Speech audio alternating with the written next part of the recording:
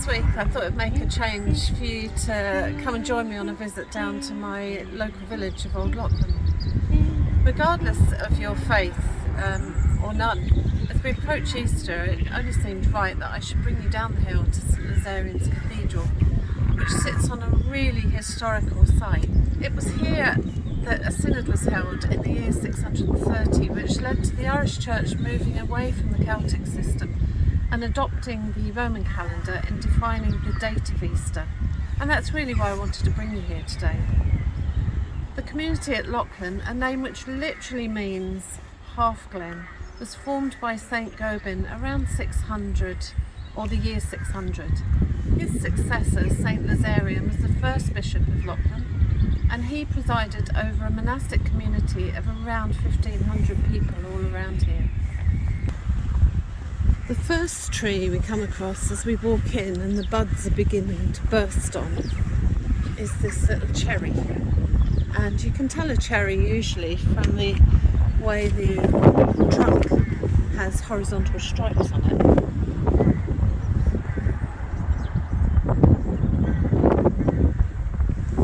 And as we continue to head along the path, we walk towards a giant lime. There's a couple of ways of recognising the lime tree in the winter months. The shoots or the twigs are quite red and the buds are very red on the end of them. And then the other one is that the buds, as they begin to burst, start to resemble a finger and thumb shape. In the summer months, the leaves of the lime tree would be heart-shaped. And you can see carpeted beneath are some lesser celandine and a few dandelions there. The celandine is a cheerful little wildflower in the buttercup family that can sometimes be confused with winter aconite, but the leaves are quite different. These flowers provide an important source of nectar for queen bumblebees and other pollinators as they emerge. Their leaves are high in vitamin C and have in the past been used to prevent scurvy. As we walk along the path, we can see a really impressive example of some epicormic growth on a lime tree. Some trees are much more prone to producing these suckers or water spouts than others.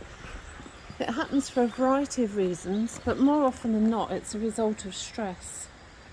They primarily grow when the tree needs to increase the amount of photosynthesis needed for healing. And you can see in this instance the tree has been heavily pruned and it's now trying its hardest to recover. My eye's been caught by this deciduous forsythia. So this is a fast growing shrub, low maintenance, that bees and butterflies really love. If we get up a bit closer, you can see that the flowers appear before the leaves, making it a really striking plant at this time of year.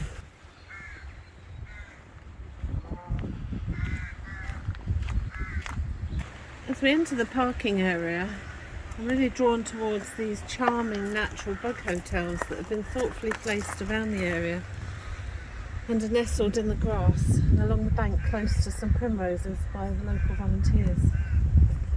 Horticulturalist Sean Keane from Waterford IT has been researching bug hotels with his fellow students, and they've found that 100 to 150 millimetre long by 4 to 8 millimetre diameter tubes are the optimum range. These tubes shouldn't be open-ended or predators can get into the nests from both sides, so ensure their little nodes are still on if you're using bamboo.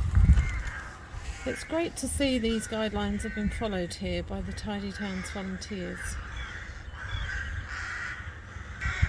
Pre-COVID, on the 18th of April of every year, the local community would come together to take part in a pilgrimage in honour of St Lazarian, an event whose roots date back to the medieval times. Known as the Feast of St Malasha, or the Feast of St Lazarian, an ecumenical service took place in the cathedral, which was followed by a procession to the well for prayers and to drink the holy water. This area is a sacred place with the holy water and the nearby rag tree. These rag trees are often found close to holy wells and are usually hawthorns. There is a lot of folklore around the hawthorn. Traditionally, no one should cut a lone hawthorn tree as it's considered a meeting place for the fairies. The hawthorn is said to bring good luck to the owner and prosperity to the land where it stands. Pieces of clothing or mementos from people who are ill are hung onto the trees, and as they leave them, it's believed that the problem or illness will disappear as the rag rots away. If anybody's thinking of adding to the tradition, you might like to consider only hanging biodegradable objects from the rag tree, because if the idea of it is to, as the rag disintegrates, the illness and sickness goes away, you wouldn't really be wanting to hang in plastic objects from the tree. It's somehow soothing to hear the water burbling away that stems from the base of the old wheeled granite cross.